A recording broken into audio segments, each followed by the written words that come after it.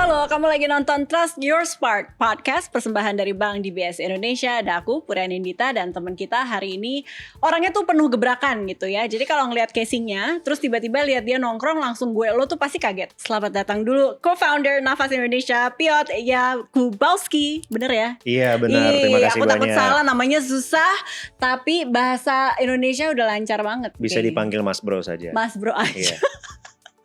Mas Bro langsung loh dari Singapura mendarat langsung mau ngobrol sama Langsung DBS mau di ngobrol, sini. iya. Thank you ya udah mampir. Aku mau ngajak throwback dulu sih ke trajektori karir yang tadi tuh. Kayaknya banyak pivotnya. Tapi kenapa tiba-tiba bikin Nafas dan cinta sama isu polusi udara? Ya mungkin itu terjadi gara-gara kayak bukan passion lah, tapi masalah di sekitar lingkungan saya sendiri. Jadi aku mulai karirnya di marketing sama advertising karena tertarik dengan kreativitas. Di tahun 2015 aku ada kesempatan untuk masuk kepada Gojek dan untuk bisa menolong membangun sesuatu yang ya mau nggak mau impactnya kepada ekonomi Indonesia memang ada yang lumayan gede. Pas keluar dari Gojek aku mau membangun sesuatu yang dari bisnis sendiri, dan ide Nafasnya itu datang setelah kita memikirkan hal-hal tentang lingkungan. Di saat itu aku ada kepikiran bahwa ya climate related businesses ya memang menjadi industri yang lumayan besar karena ya kita sudah masuk ke dalam darurat iklim yang memang harus di fix. Jadi mulainya dari situ, dan memang waktu itu polusi udara itu masalah di rumah saya sendiri. So I try to fix my own problem. Oh ya, kayaknya masalah kota besar ya. Betul. Jakarta salah satunya, tapi juga kota besar di seluruh dunia. Sebelum kita rekaman, aku sama Piotr tuh sempat ngobrol. Terus kita lihat dong report terkini 2023. Pas dilihat Jakarta itu ternyata tidak masuk 5 besar. Terus, nah respon pertama aku itu adalah, oh kita nggak seburuk itu ya. Terus aku dimarahin sama dia karena dia bilang ada yang salah dengan mindset kamu. Coba jelasin.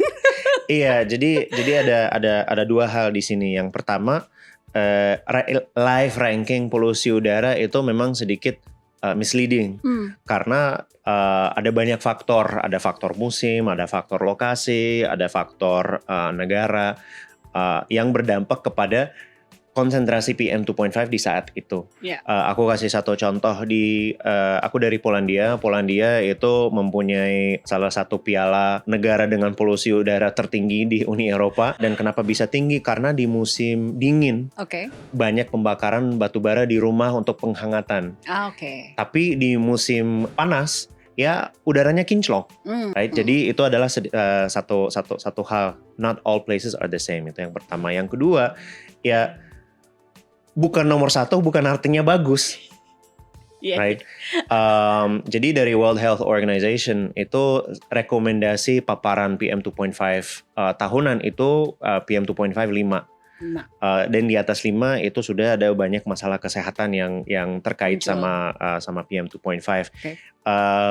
Dari report Nafas 2024 yang bakal dirilis segera itu PM 2.5 level di Jakartanya itu sekitar 36, 37, 38 seperti itu, yang sudah berkali-kali lipat di atas World Health Organization guideline ini.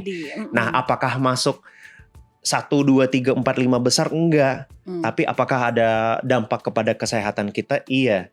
Jadi gara-gara itu ya dari sisi media dan sense of urgency, headline Jakarta nomor 1 di dunia ya itu memang membangun pola pikiran kita, tapi enggak sesimpel itu. Iya.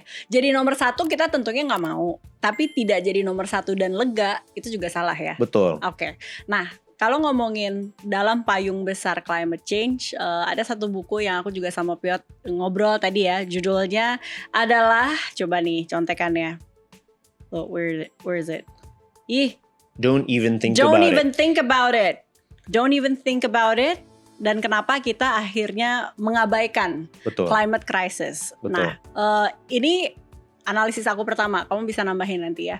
Kalau kita ngomongin climate crisis atau climate change, itu kan yang di luar kontrol kita banyak banget ya. Maksudnya kebijakan publik, kitanya juga kalau apalagi udara ya kita kontrolnya pakai masker aja. Bisa jadi pakai air purifier gitu. Jadi menurut kamu apa yang kita bisa lakukan sekecil mungkin dari skala diri sendiri, tapi impactful? Nah, mungkin satu hal dulu di sini. Yang pertama itu masalah polusi udara itu kompleksitasnya itu gila banget. Mungkin teman-teman mengingat bahwa ada beberapa tahun yang lalu 2023 Agustus ada rapat khusus Presiden Jokowi yang dipanggil beberapa kementerian, bukan cuma satu. Yes. Ada kementerian transportasi, ada KLHK, ada kesehatan, ada energi. Jadi kompleksitasnya kelihatan dari situ. Dan untuk menangani polusi udara di luar ruangan ya memang masalahnya kompleks sekali.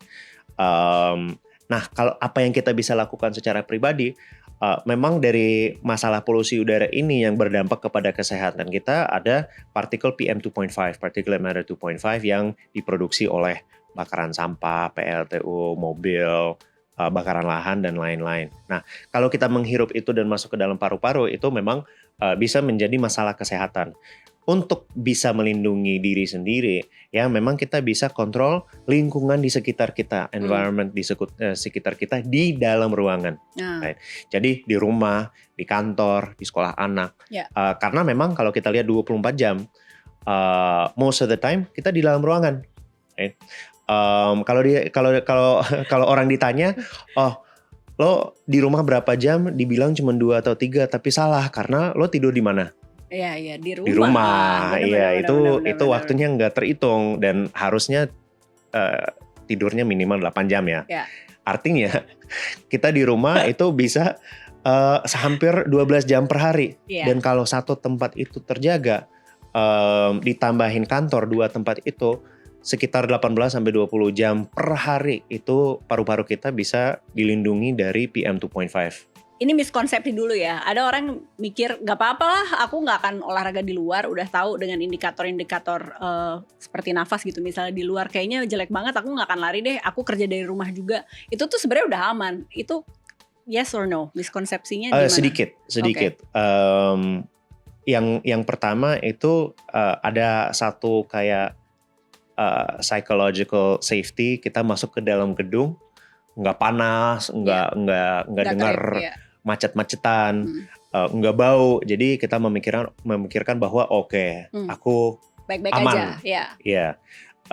Tapi kalau gedung itu tidak ada filtrasi atau tidak ada tidak dibangun dengan spek yang bagus, ada kemungkinan gede polusi udara dari luar ruangan itu bisa masuk ke dalam. Gimana caranya? Itu bisa lewat AC, bisa lewat pintu, bisa lewat balkon, apalagi orang-orang yang suka buka jendela. Right? Artinya polusi udara di luar dan di dalam itu sama. Nah, itu adalah alasan kenapa dari nafas kita fokus kepada data. Kita sudah membuat alat-alat namanya air test. Alat pengukuran kualitas udara untuk kita pribadi di rumah. Notabene ini produknya dibuat di Indonesia. Dan memang alat ini fokusnya kepada kasih tahu kepada kita, right? Kualitas udara di dalam ruangan di saat ini seperti apa.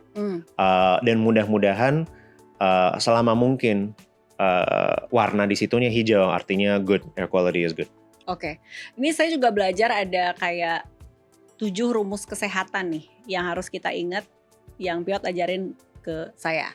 Nah, ini boleh di spill nggak di sini? Jadi mana yang bisa kita kontrol dan mana elemen yang ya ini kan udah di luar kontrol kita. Jadi ngapain kita sibuk ke sana? Kita fokus dulu aja yang mayoritas yang di dalam kontrol kita. Bisa. Nah, ini rumus kesehatan keluar dari salah satu pola pikiran tentang polusi udara, di mana polusi udara itu memang bukan masalah lingkungan, tapi lebih gede masalahnya kepada kesehatan. It's a bigger health problem than an environment problem. Agreed. Nah, silakan untuk teman-teman di social media untuk ngelawan statement itu. Nah, kalau kita lihat kepada kesehatan kita pribadi, kesehatan artinya longevity. Right?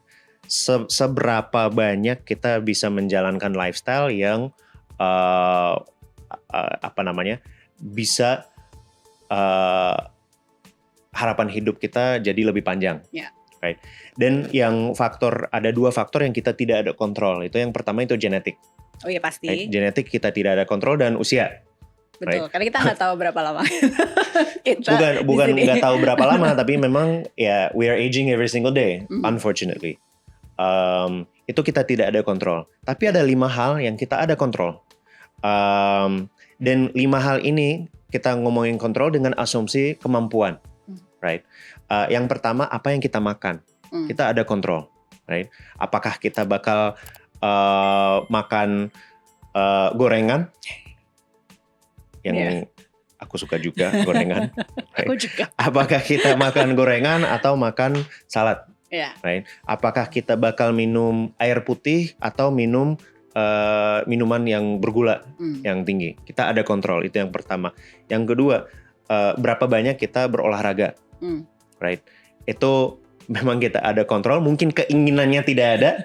Inginnya ada, dilakukannya belum. Betul. Tapi itu kita bisa kontrol. Yang ketiga itu jumlah jam yang kita tidur. Itu kita bisa kontrol, right? Okay. Jangan doom scrolling sampai jam 2-3 pagi, tapi 8 jam kita bisa, right? Yang keempat, itu secara mental health, social situations, itu memang kita ada kontrol, right? Oh, ini artinya mengeliminasi stresor gitu kali. Betul. Ya? Oke. Nah, apakah kita ada keinginan untuk melakukan itu? Because yes, beberapa stresor itu memang it's a very scary situation. Misalnya, your job stresses you out. Yeah. You can quit, right? It's a very scary situation, tapi bisa. You have control over. Nah, yang kelima itu adalah lingkungan. Di rumah bisa kontrol lingkungannya. AC-nya bisa dinyalain, right? AC-nya bisa dimatiin, right? Dan kualitas udara memang bisa ditanganin juga. Nah, dan itu adalah perspektif kita kepada kesehatan. 4 hal yang lain kalau terjaga, misalnya olahraganya rajin, makanannya bagus, tidurnya bagus, mental state-nya oke. Tapi kalau tinggalnya di kota yang berpolusi tinggi, itu risiko masalah kesehatannya masih ada. Dan dampak kepada rumus kesehatannya masih ada juga. Iya. Ini nggak tahu nih, buat teman-teman boleh drop di komen. Jadi lebih setuju mana? Apakah polusi udara atau udara yang kita hirup itu lebih banyak elemen kesehatannya atau lingkungannya? Nanti kita bisa diskusi. Nanti Piot bisa balas juga. Minggu berikutnya kita dapat notifikasi bahwa produknya di-discontinue. Oh no. Itu solve berapa lama akhirnya dengan mulai dari nol lagi? Ya sih sekitar 1,5 tahun.